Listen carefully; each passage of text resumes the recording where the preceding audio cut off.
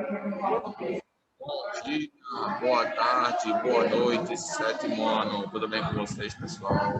Espero que sim. Professor David aqui. Vamos iniciar mais uma aula de português. Hoje vamos trabalhar a produção textual, tá bom? Vamos trabalhar na produção do texto, beleza?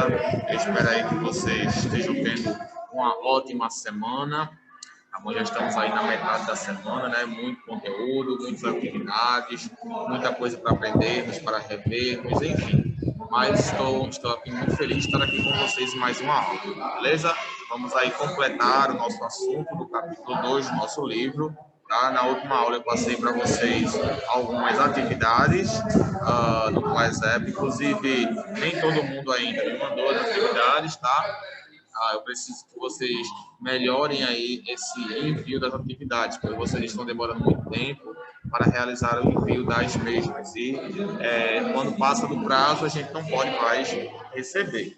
Tá? Então, façam o possível para mandar as atividades no prazo, para mandar as atividades no momento correto, para que nós possamos progredir e continuar com os outros conteúdos do nosso livro. Tá bom, pessoal? Então, estamos trabalhando aí. Vamos agora corrigir a atividade e vamos iniciar a análise linguística. Na última aula, eu pedi para vocês lerem o texto Narciso e responder a página de 68, 69 e 70. Vamos ver aqui.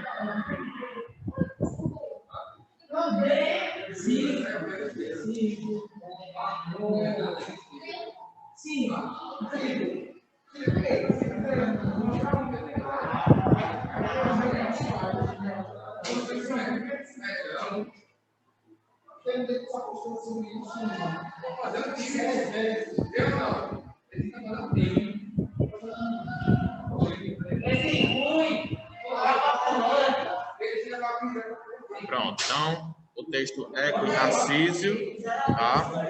Vamos ler o texto e vamos responder as atividades, tá bom? Como temos a análise linguística hoje, pessoal, acredito que a gente não vai ter tempo de ler o texto todo. Então, eu já vou corrigir aqui com as respostas para ajudar vocês, tá? Vocês que fizeram aí, aproveitem a oportunidade para realizar a correção.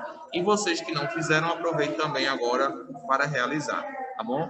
A gente vai responder a página 68, 69 e a página 70, tá bom? Referentes ao texto Eco e Narciso, da página 62, tá bom? Antes da gente iniciar, eu vou colocar o nosso cabeçalho aqui. É o tempo que vocês abrem o livro de vocês de português, livro grosso, na página 68, tá bom? Enquanto isso, eu vou colocar o cabeçalho da nossa escola aqui, beleza?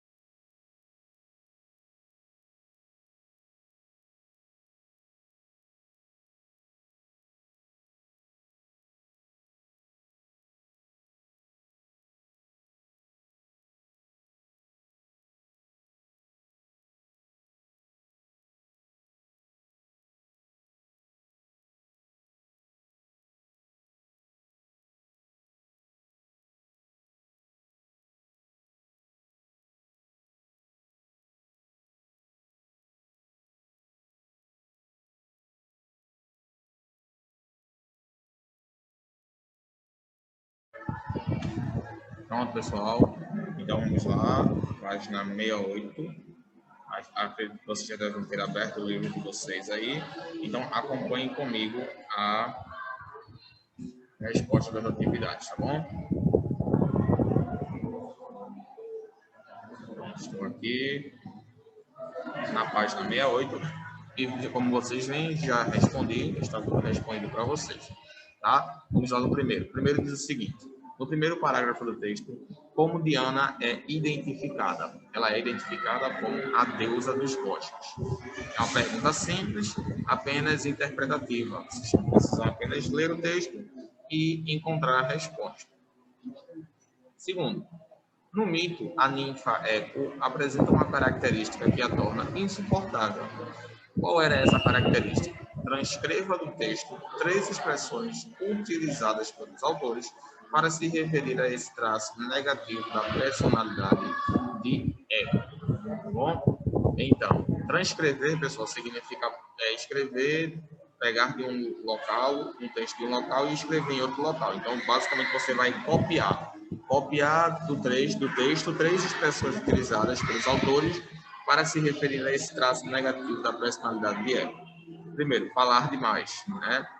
Tagarela, língua incansável, falar pelos cotovelos e prosseguia falando até a exaustão. Então, algumas das características negativas de Eco era justamente essa: tagarela, falava demais, deixava a pessoa exausta quando falar, né?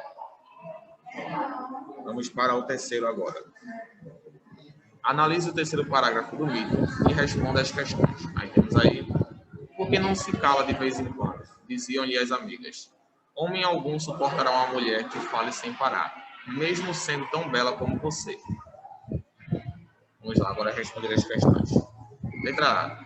Podemos identificar nesse trecho uma ação verbal desempenhada pelas ninfas. Que ação é essa?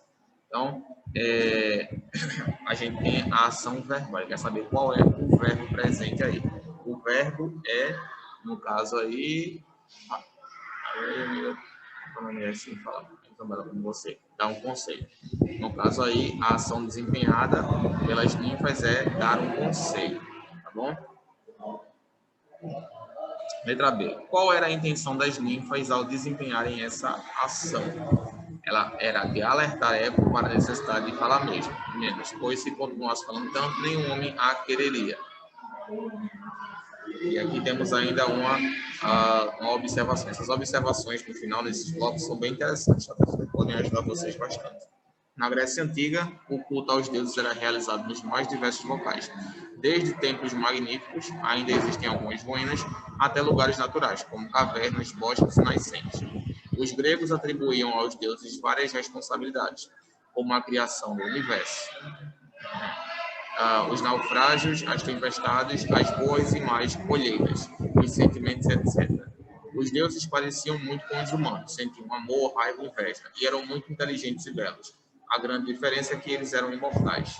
Por retratar histórias fascinantes de deuses, heróis, simples mortais, semideuses, a mitologia greco-romana sempre inspirou belas produções cinematográficas, tal como o grandioso 300 e o épico Troia. Isso aqui para ajudar vocês bastante, especialmente na disciplina de História, né? Falando sobre a mitologia greco-romana, ou seja, da Grécia e de Roma. Bom, vamos agora continuar na página 69. Quarto, transcreva do sexto parágrafo do texto Hermes e Narciso 3 expressões nominais utilizadas pelos autores para identificar o deus Júpiter. No caso aí, transcrever novamente, vocês vão recopiar 3 expressões que utilizam para identificar o deus Júpiter, ou seja, quais são as 3 nomenclaturas que nós atribuímos ao deus Júpiter. O deus dos deuses, o grande deus e o deus supremo. São as nomenclaturas que nós utilizamos para identificá-lo. Temos agora aí o quinto. No sexto parágrafo do mito, lemos a frase seguinte: o deus dos deuses tinha dado mais uma de suas escapadas, e Juno andava por perto, farejando o seu rastro. Letra A. O que quer dizer a expressão dar uma escapada nesse contexto? E aí, o que é que nesse contexto aí quer dizer? Quer dizer que ele havia pulado a cerca, né? Podemos dizer assim, né? Ele pulou um pouquinho a cerca aí. É a expressão que a gente usa no nosso dia a dia, pular a cerca, né? Então, no caso aí, ele tinha traído. Aí é importante nós entendermos um pouco sobre a linguagem figurada. É importante que você tenha conhecimento disso para que você não seja pego desprevenido em questões como essa aí, por exemplo, tá? Letra B. O que quer dizer a expressão farejar o rastro nesse contexto? significa que Juno andava observando, desconfiando de que estava sendo traída. Então, a expressão farejar o rastro significa isso. Ela estava desconfiada, portanto, ela estava aí indo atrás dele para saber o que é que ele estava fazendo, né? Letra C. Qual é a relação semântica estabelecida pela palavra e nesse trecho? Vamos lá. A relação semântica, pessoal, é a relação lógica. Lembra que a gente chegou a estudar isso daí? Por exemplo, qual é a relação semântica da preposição? A preposição ela tem uma relação semântica de tempo, de local, de intensidade, etc. A mesma coisa se aplica às conjunções. Ó. O Deus dos deuses tinha dado mais uma de suas escapadas. E Juno andava por perto, farejando o seu rastro. Então, esse "e" aqui, ele indica justamente isso, a consequência, né? O fato de ele ele ter escapado, fez com que Juno andasse por perto, né? Farejando o rastro dele. Então, foi a consequência disso. Tá bom? Letra D. Nesse trecho, podemos perceber que a deusa Juno perseguia Júpiter como um animal. Que palavra permite essa interpretação? O verbo farejar, além da constante perseguição dada por ele. Tá? Então, o verbo farejar e essa constante perseguição indicam que ele o perseguia como animal. Sexto. Para se proteger de Juno, que andava farejando seu rastro, Júpiter recorria a subterfúgios. Transcreva do texto a expressão que os autores utilizaram para classificar esses subterfúgios. Desculpas esfarrapadas. E agora vamos para o sétimo, que diz o seguinte. Para proteger Júpiter da ira de Juno, Eco utiliza subterfúgios e digressões. Transcreva do texto a expressão que a deusa utiliza para se referir à divagação da ninfa. Conversa mole. Aí a gente vai para o oitavo, na página 70, para a gente poder finalizar e iniciarmos a nossa análise linguística, tá bom? Temos aí o oitavo, que diz o seguinte. Como você certamente percebeu, o mito é um texto narrativo em que há o desenrolar progressivo de ações. Isto é, a narrativa segue o tempo cronológico. Isso fica claro no parágrafo a seguir. Assim vagou a ninfa por entre os bosques durante muitos anos, até que um dia, caminhando pelas montanhas, encontrou Narciso, um jovem caçador que havia se extraviado de seus colegas. Eco, ao colocar os olhos sobre a beleza do jovem, tomou-se imediatamente de amores por ele. Seguiu-o por um longo tempo, imaginando qual o melhor meio de se aproximar dele, até que, ao pisar num galho solto, despertou finalmente a atenção do moço. Vamos lá agora. Identifique no fragmento as expressões utilizadas para marcar a passagem do tempo. Essas expressões deixam claro qual é o momento histórico, quais são as expressões que utilizam a passagem de tempo, a marcação de tempo, quais são as expressões que indicam aí a passagem de tempo. Durante muitos anos, por um longo tempo. E essas expressões, elas não deixam claro o momento histórico. Elas não especificam exatamente quando isso aconteceu. São expressões temporais genéricas, não específicas. Elas não são específicas, tá bom? Nono e décimo, os personagens, muitas vezes deuses ou semideuses, agem em um local normalmente caracterizado como sagrado, o chamado espaço mítico. E a época em que se passa a narrativa remonta a um tempo muito distante, relacionado às origens da Terra ou da humanidade. No mito de Eco e Narciso, qual é o espaço mítico? Um bosque. Então, o espaço mítico aí, no caso, seria um bosque. E o décimo, ao se deparar com Eco, qual foi a reação de Narciso? A reação foi uma reação de indiferença, uma reação de decepção. Tá bom? Terminamos aqui e agora vamos iniciar a nossa análise linguística. Tá bom, pessoal? Vocês que fizeram aí, corrijam. Vocês que não fizeram, aproveitem a oportunidade para corrigir. Então, vamos agora iniciar a nossa análise linguística e vamos ver aí exatamente onde que o que é que vamos trabalhar aqui. Nessa análise linguística, pessoal, vamos trabalhar os pronomes e vamos trabalhar a coesão. Olha que legal, pronomes e coesão. Aí temos aí, já começamos com o cartão. Deixa eu colocar aqui no nosso quadro, pronomes e coesão.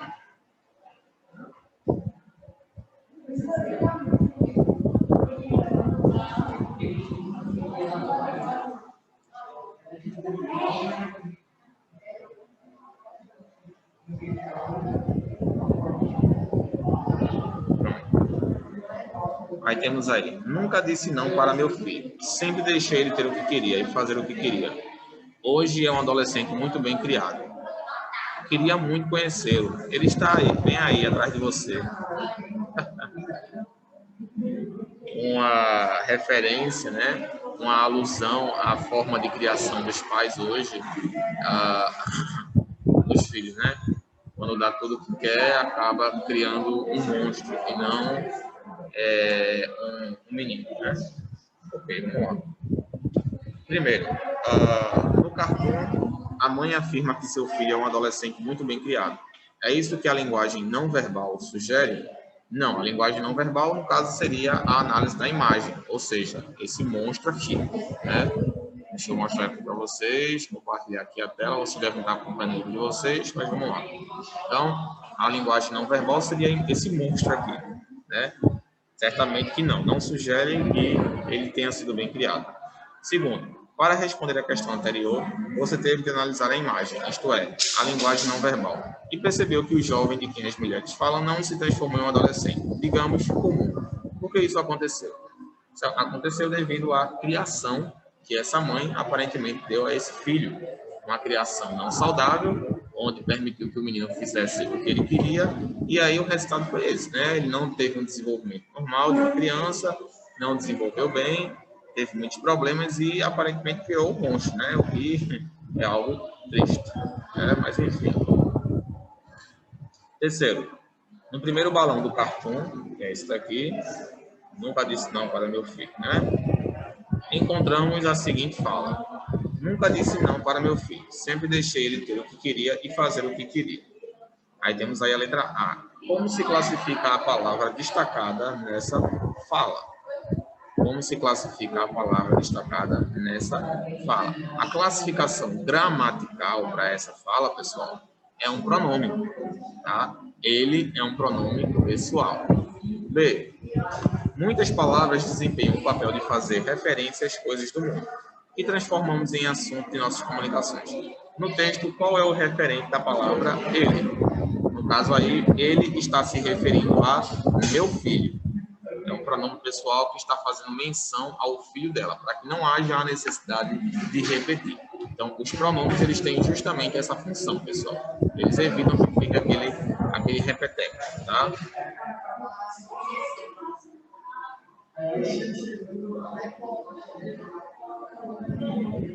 Vamos lá. Na língua portuguesa, a palavra ele é classificada como um pronome pessoal, pois exerce a função de identificar a pessoa do discurso.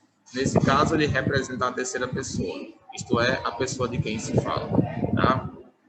Vamos lá, deixa eu ver aqui. Pronto. Galera, deixa eu explicar para vocês aqui de forma mais simples, tá? Pronomes. Professor, o que é um pronome? Bom, pronomes são palavras que são usadas para identificar ou fazer referência, como já mencionado no texto. Então,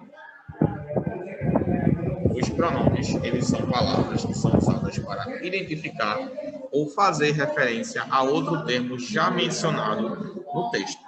Como assim, professor? Quando, por exemplo, pessoal, vocês se referem a alguém em um texto e vocês não querem ficar usando o nome daquela pessoa diversas vezes. Aí você opta por utilizar um pronome, tá? Para não ficar algo repetitivo. Como assim, professor? Pode me explicar melhor? Vamos lá, um exemplo. Marcos estava na festa. Ele bebeu muito e acabou indo embora mais cedo. Mais tarde, ele voltou muito feliz.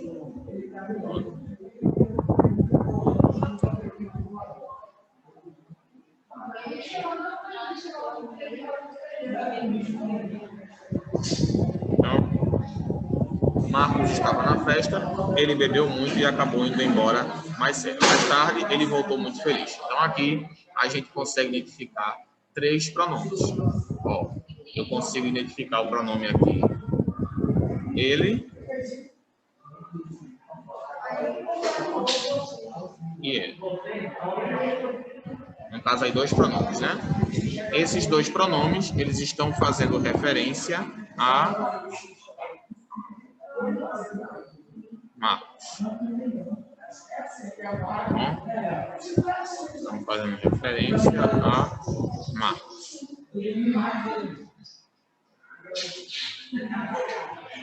Pronto. É justamente essa a função dos pronomes, tá? Eles servem para fazer referência. Deixa eu completar essa linha, que essa linha ficou meio feia, né, gente? Eles servem justamente para isso, para realizar, fazer uma referência, para que você não precise ficar. Marcos bebeu muito e acabou indo embora mais cedo. Mais tarde, Marcos voltou muito feliz. Não, não precisa. Fica repetitivo. Então, para isso, você utiliza um pronome, que você pode simplesmente usar para substituir aquilo que já foi dito e mencionado na oração. Tá bom? Aí a gente tem aí esses pronomes, pessoal, eles se dividem. Dividem em quê, professor? Vamos lá. Deixa eu apagar isso aqui.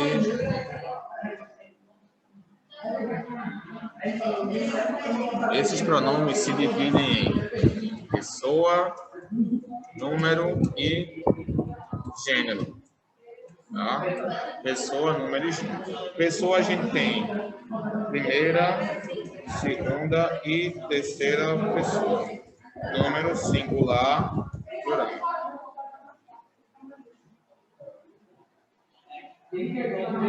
Gênero masculino, tá?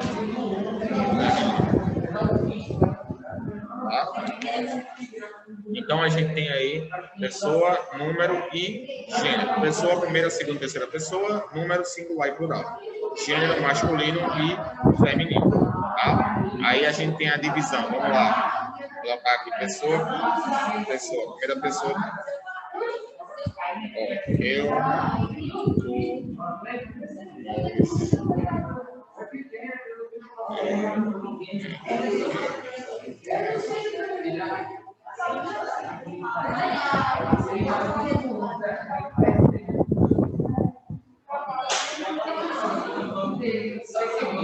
pronto. Esses daqui são os pronomes, tá, pessoal? Você também, né? E tem um de vocês. Então, esses aqui são os pronomes, tá? E eles são divididos, eles são classificados, tá bom? O eu, por exemplo, ele é a pessoa dele, é a primeira pessoa. Vou colocar aqui, eu, primeira pessoa, singular. Tá? Primeira pessoa, singular. Primeira pessoa, singular. Tu e você. Tu e você. Segunda pessoa, singular. Tá? Nós. Primeira pessoa, plural. Tá? Ele e ela. Ele, ela. Terceira pessoa, singular. Eles e elas, terceira pessoa, plural. Eu vou colocar esse vós e vocês aqui, tá? Vós, vocês.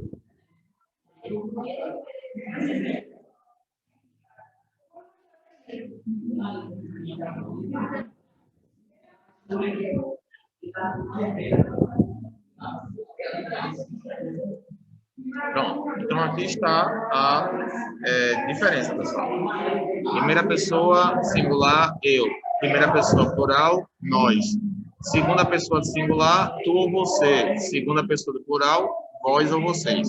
Terceira pessoa do singular, ela ou ele. Terceira pessoa do plural, elas ou eles. Entendeu, pessoal? Essa é a classificação dos pronomes. Devido ao nosso tempo, a gente vai encerrar por agora, tá? Na próxima aula, a gente vai continuar fazendo análise linguística da página, cadê? Da página 72. Tá bom? A gente vai continuar a nossa análise linguística falando sobre essa questão dos pronomes. Vou explicar melhor para vocês. Eu vou fazer uma tabelazinha para explicar melhor. Então, próxima aula a gente continua na página 72, tá bom, pessoal? Eu vou ficando por aqui. Qualquer dúvida que vocês tiverem quanto a isso, podem ir lá no PSEP. Nós estamos à disposição de vocês, tá bom, pessoal? Fiquem com Deus, tenham uma ótima semana, tá bom? Espero que vocês tenham se estudem bastante, tenham uma ótima semana. E qualquer dúvida que vocês tiverem, vocês podem me consultar no WhatsApp, que eu estou à disposição de vocês. Tá? Copiem isso aqui e na próxima aula eu vou organizar uma tabela mais elaborada e mais organizada para vocês, tá bom? Fiquem na paz e até a próxima aula. Tchau, gente.